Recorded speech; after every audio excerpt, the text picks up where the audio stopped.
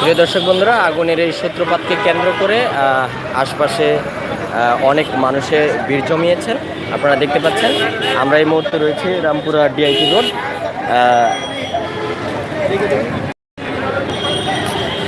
আগুনটি আসলে নিয়ন্ত্রণ করার জন্য ফায়ার সার্ভিসের গাড়ি এসেছে। অলরেডি ফায়ার সার্ভিসের লোকজন যারা রয়েছেন তারা নেমে গেছেন ঘটনাস্থলে। দেখা যাক আসলে কি হয়।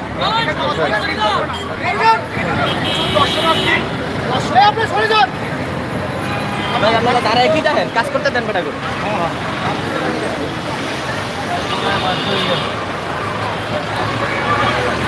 আসলে আগুনের সূত্রপাতকে কেন্দ্র করে এখানে অসংখ্য মানুষজন জড়ো হয়েছেন।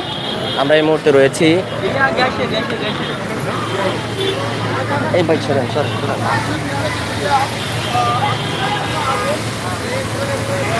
আসলে আগুনটি নিয়ন্ত্রণে ফায়ার সার্ভিসের লোকেরা পানি মারছে।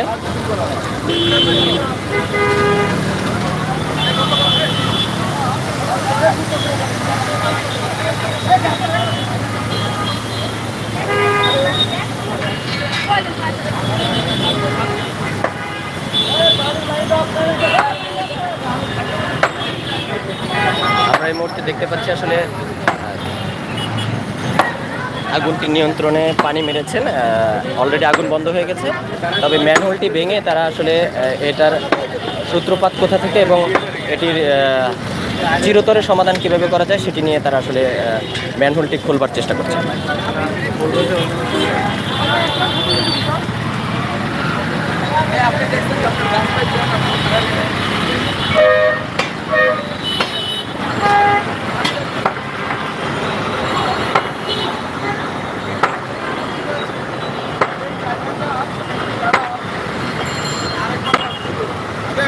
নিয়ন্ত্রণ নিয়েছে এবং নিয়ন্ত্রণের মাধ্যমে এখনো গ্যাস কিন্তু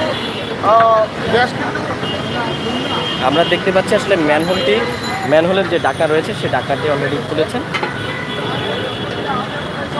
সমাধানটি কি হয় সেটির অপেক্ষায় আমরা আছি। আপনারা শেষটা দেখবেন এবং ঘটনাটি আসলে শেয়ার করার জন্য বিশেষ করে অনুরোধ করছি। এরকম ঘটনা কোথাও ঘটলেও আপনারা তাৎক্ষণিক 999-এ ফোন করে বা ফায়ার সার্ভিসের কর্মকর্তাদেরকে ফোন করে এটি আসলে অবগত করবেন।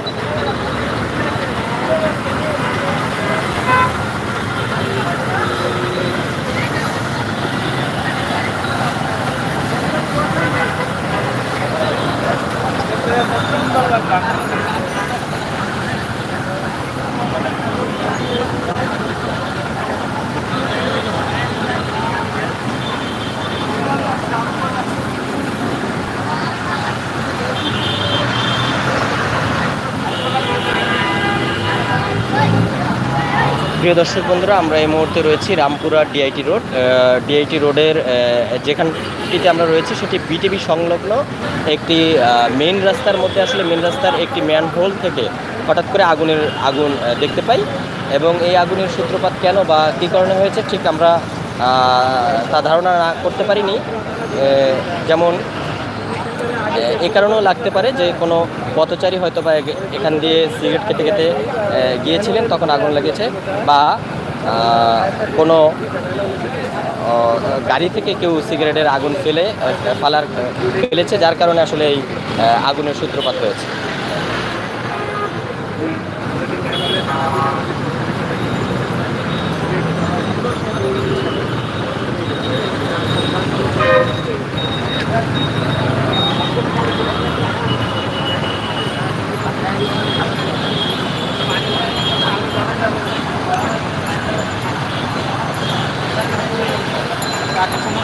এতে করে আসলে রাস্তার দুপাশেই তীব্র যানজট সৃষ্টি হয়েছে। এই মুহূর্তে রামপুরা ডিআইটি রোড থেকে সরাসরি লাইভ দেখছেন মাতৃভাষা টেলিভিশনের ইউটিউব থেকে।